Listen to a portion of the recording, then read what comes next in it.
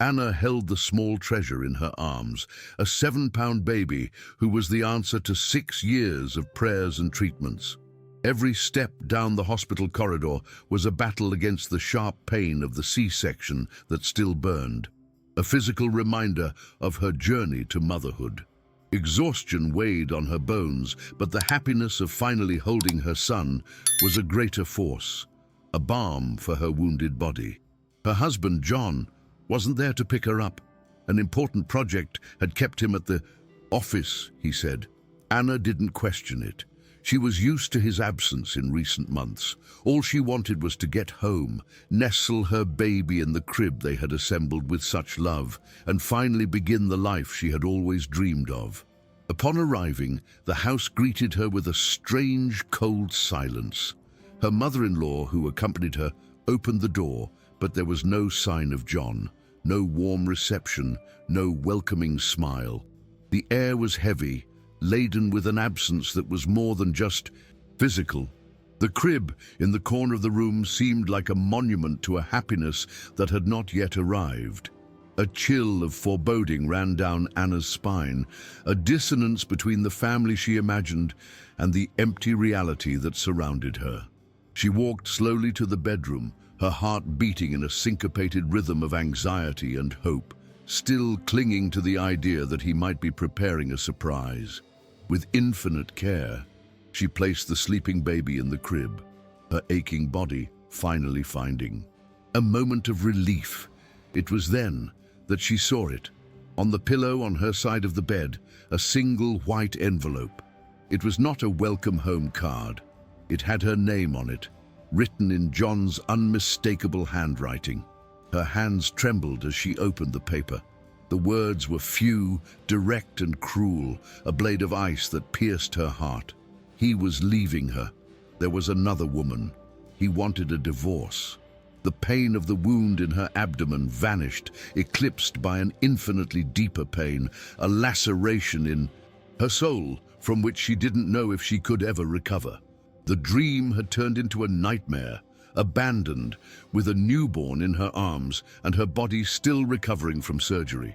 How will she find the strength to start over? If you believe in a mother's resilience, subscribe to the channel and like this video to follow this journey of pain and overcoming. Anna's dream had always been to build, not just the houses and buildings she designed as an architect, but a family, a home. 6 years. Earlier, she and John seemed to share the same foundation, but infertility became the first major crack in the structure of their marriage. For Anna, every hormone treatment, every failed attempt was a battle they fought together. For John, it became her burden, an obsession he began to observe with a growing distance. While she clung to hope with all her might, he silently began to pull away, tired of fighting for a dream that, in his heart, had already begun to crumble long before another woman appeared in his life. When the pregnancy finally came, like a belated miracle, Anna paused her promising career and channeled all her creative energy into building the perfect nest. The baby's room wasn't just furnished, it was meticulously designed by her. Every color on the wall, every curve of the crib, every detail of the decor was a verse in her poem of love and expectation. The entire house became her canvas, a project where she invested not only her talent as an architect, but her soul as a mother-to-be. That home, now cold and silent, was her masterpiece of hope, a monument built for a family that, unbeknownst to her, was already in ruins in the mind of the man she loved. In the last months of the pregnancy, John's distance became a chasm. What were once work excuses became sighs of fatigue and finally an indifferent silence. He stopped accompanying her to appointments, stopped touching her belly, stopped sharing in the joy that was so overwhelming for her. Anna, immersed in her bubble of happiness and preparations for their son's arrival, chose not to see. She justified his absence as stress, as the natural fear of a first-time father. She clung to the image of the man she married, refusing to believe he would abandon her at the finish line of a journey they had traveled for so long. This denial made the letter on the bed all the more cruel. The reality of the words in the letter hit Anna with the force of a physical impact. The world shrank to those short, cruel sentences, and the air in her lungs seemed to vanish. Her legs gave way, and she had to lean on the crib to keep from collapsing, her body trembling uncontrollably. The pain of her C-section wound was suddenly forgotten, replaced by an agony that tore at her soul. It was the fragile sound of her son murmuring in the crib that pulled her back from the abyss. That small sound was an anchor, a reminder that her suffering, as overwhelming as it was a luxury she could not afford. She looked at the small, sleeping face, and in that instant understood she was no longer fighting for herself. Her mother-in-law entered the room, drawn by the prolonged silence, and the scene paralyzed her. The letter on the floor, the devastated expression on Anna's face. The older woman understood everything in an instant, but her reaction was one of painful neutrality. There was no comforting hug, no words of fury against her own son. There was only discomfort, an averting of eyes from someone who doesn't know how to handle a catastrophe. That silence, that lack of support from the only other adult in the house, was the second stab to Anna's heart. She was completely alone, a castaway in her own home, with not a single safe harbor to turn to. The mother-in-law simply retreated, closing the door and leaving her to drown in her sorrow. Alone, Anna was forced to face the brutality of her situation. Dragging her aching body, she went to the bathroom. With trembling hands, she changed the blood-stained dressing on her wound. Each movement a physical reminder of the sacrifice she had made for a family that had just disintegrated. The physical pain was almost a relief, a distraction from the emotional pain that threatened to consume her completely. As she tended to her wounded body, John's promises echoed in her mind like mocking ghosts, words of love and a shared future that now revealed themselves as the cruelest of lies. She hadn't just lost a husband, she had lost the architecture of her entire life. Back in the room, Anna leaned over the crib, watching her son's peaceful breathing. In that small being, she found the only truth left in her shattered world. Hunger, exhaustion, pain. Everything became secondary. A new, primitive and fierce strength began to pulse in her veins. A mother's instinct to protect her child. She didn't know how or where she would go, but a certainty crystallized amidst the chaos. Leaning in, she whispered a promise to the sleeping baby, a vow that became her new foundation. "You are all I have now, my son, and Mommy is going to get us out of here. We are going to be okay." The victim was dying. The warrior was being born. From the silence of her kitchen, Anna's mother-in-law, Eleanor, became the hidden narrator of this domestic tragedy. She observed her daughter-in-law, a young woman still recovering from surgery, moving through the house like a silent apparition. She saw Anna's refusal to eat, surviving on old crackers, her wounded pride preventing her from accepting the food Eleanor prepared. The mother-in-law was caught in a painful conflict.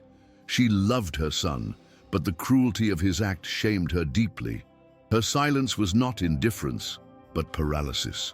Every painful step Anna took, every contained whimper from the baby, was a silent accusation that echoed in her conscience, forcing her to witness the destruction her own son had caused.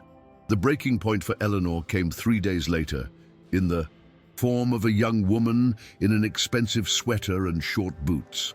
Her son's mistress, Julia, entered the house unannounced and, with the arrogance of a conqueror, offered Anna an envelope of cash. "Take it and leave," she said. In that instant, something inside Eleanor broke. The teacup she was bringing for her daughter-in-law fell from her hands and shattered on the floor, a reflection of her own composure breaking apart. "Do you think this is a marketplace?" she screamed, her fury finally breaking through her neutrality. "Do you think you can pay for the mother of my grandson to disappear?" For the first time, she wasn't John's mother. She was that child's grandmother. From that moment on, Eleanor's perspective changed completely. She accompanied Anna to the hospital for the baby's treatment, and as she watched her daughter-in-law watch over her son under the blue lights, she witnessed an act that filled her with a deep admiration. In the midst of her pain, Anna took out her phone and with methodical precision began to log every single expense: the painkillers, the diapers, the taxi. Eleanor realized that Anna was not a fragile victim awaiting rescue. She was a resilient woman, a silent strategist who, even when broken, was meticulously documenting every injustice, every cost of her survival. In that hospital, Eleanor no longer saw just her son's abandoned wife. She saw a warrior, and she chose, in silence, to fight by her side. The calm was broken by John's arrival. He entered the room like an executioner, without looking at his son, carrying a folder. With a coldness that cut the air, he placed the divorce papers in front of Anna. "Sign this," he said, his voice devoid of any emotion. "It's a mutual agreement. Let's not complicate things." The cruelty of the request was immense. He was demanding that she, in her most fragile state, sign the annulment of her own life, that she legally agreed to be discarded. He didn't just want a divorce. He wanted absolution, her signature as a stamp that would free him of all guilt, making her an accomplice in her own destruction.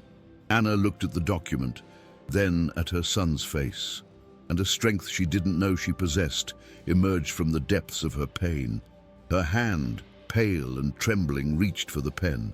John watched, a glint of impatience in his eyes, expecting her to fulfill this last duty. But then, with a deliberate gesture, Anna let the pen drop, and it rolled across the table. She looked him straight in the eye, her own eyes dry but filled with a new, dangerous clarity. "No," she said, the words sounding like a sentence. "I will not sign anything." The refusal was an act of seismic rebellion. The man who had expected a submissive victim found, for the first time, an adversary. That night, driven by a newfound energy, Anna found her old, dusty laptop. As she turned it on, the screen's light illuminated a tired but determined face. She opened the folder of her old architecture projects, a graveyard of dreams she had abandoned for him. There was one project in particular, a bold design that had been rejected for being uncommercial, but which she had always loved. And then, with a click that was an act of rebirth, she created a new file and named it My Own Home. In that moment, she wasn't just designing a house, she was designing her escape, her fortress, the foundation of a future where she and her son would need no one else. The universe seemed to respond to her. A first act of self-affirmation. The next morning, the phone rang. It was Claire, an old friend from architecture school. "Anna, I heard what happened, and I'm so sorry," she said. "But I also know your talent. I've opened my own firm and I need help. Remember that brilliant project of yours that was rejected? Do you still have it?" Hours after sending the file, a bank transfer notification appeared on Anna's phone. It was $10,000, an advance, a vote of confidence. The tears that rolled down Anna's face were no longer of pain, but of overwhelming gratitude. It was the first money she had earned in years. It was the first stone in the construction of her new life. The first step to freedom has been taken, and the talent she thought was dormant has been reawakened. If you believe in the power of rising from the ashes, share your story in the comments and subscribe to the channel to witness the building of a new future. With the first payment in hand, Anna transformed her small rented room. The space, once a symbol of her fall, became the cradle of her rebirth. Every cent was invested in her son's well-being, the best infant formula, quality diapers, a colorful mobile to hang over his mattress. Her mother-in-law, Eleanor, watched this silent transformation from a distance. She saw her daughter-in-law working on her laptop late into the night, the glow of the screen illuminating a face marked by exhaustion, but now also by determination. A silent respect began to grow between them. Eleanor started leaving hot meals at Anna's door, no longer out of pity, but as a gesture of quiet admiration and female solidarity. John's visit was a clash of realities. He arrived unannounced, carrying a can of cheap formula and a pack of diapers, a pathetic attempt to reassert his role as provider. Seeing Anna focused on a project on her computer, he scoffed. "Still playing with your little drawings? Do you really think you can support a child with that?" His words, once, like razors that cut her, were now just noise. Anna didn't grant him the power of a response. She kept working, completely ignoring him. Her indifference was the most powerful weapon. He, who had expected to find a broken and dependent woman, was met with a fortress. John left frustrated, feeling for the first time that he had lost something of immeasurable value. The true revelation, however, came weeks later in the form of an article in a prestigious architecture magazine. Her friend Claire sent her the link. The headline read, "The House with Son, How a Single Mother Redefined Effective Architecture." The piece praised her innovative design and told her story of overcoming adversity, celebrating her talent. The article went viral. Suddenly, Anna was no longer the abandoned wife, the victim of a betrayal. She was the brilliant architect, a symbol of resilience and strength. Reading those words with her son asleep in her arms, Anna's tears were of pure validation.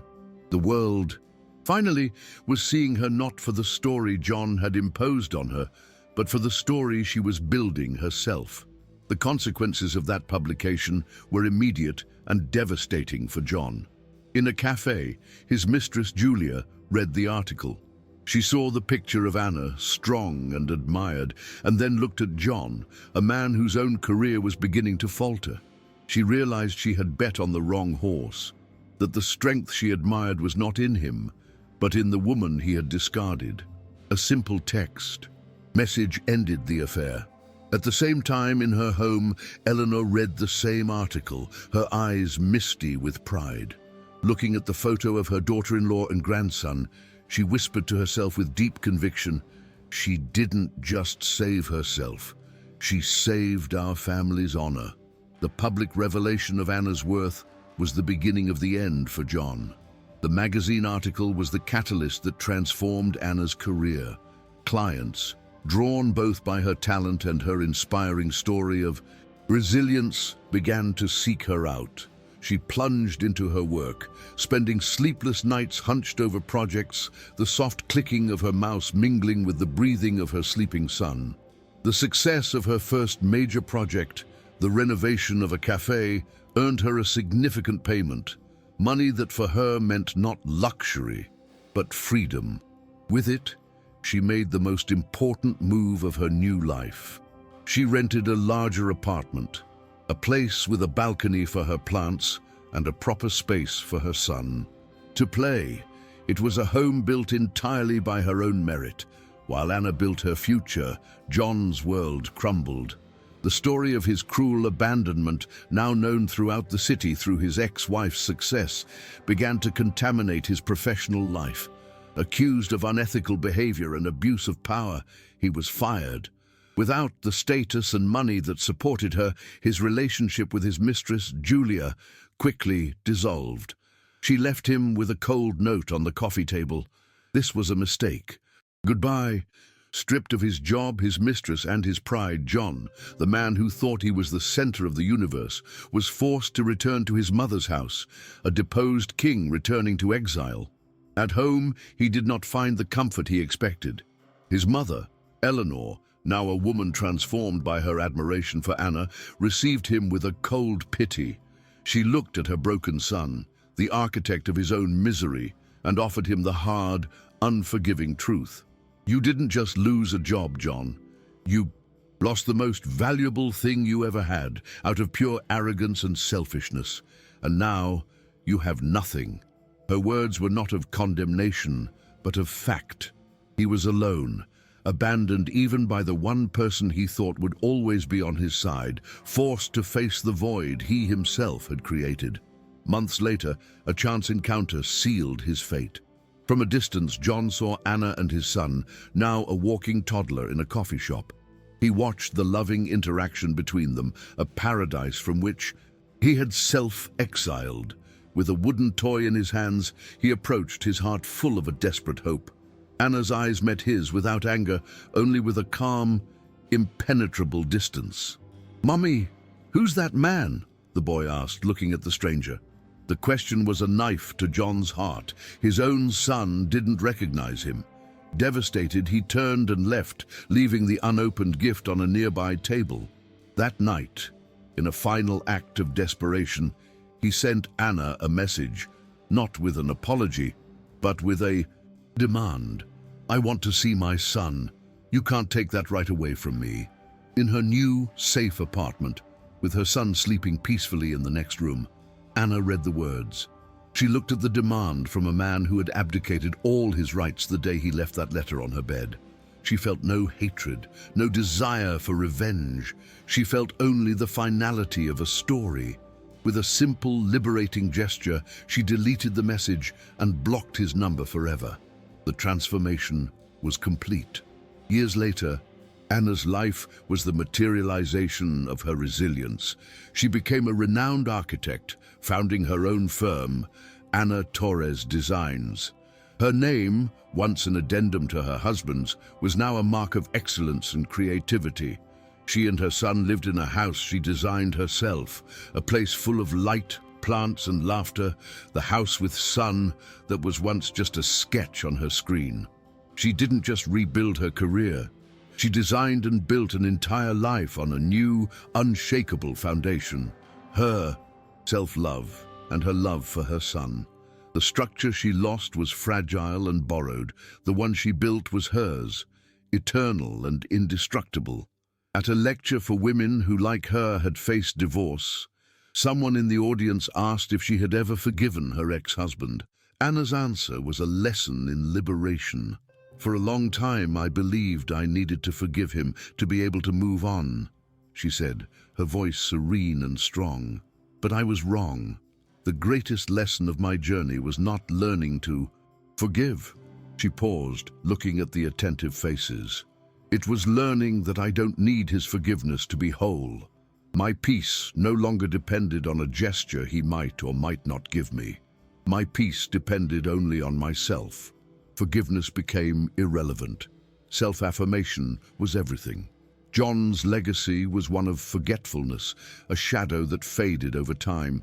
He became an anecdote, a cautionary tale about a man who traded a treasure for an impulse and lost not just a wife, but the right to be a father. Anna's legacy, on the other hand, was one of creation. From the rubble of a betrayal, she erected an empire of love and success. Her son grew up in a home where the father figure was not a painful absence, but proof of his mother's unbreakable strength. He was not the fruit of a broken marriage, but the inspiration for the most beautiful of reconstructions, his mother's greatest and most beloved project.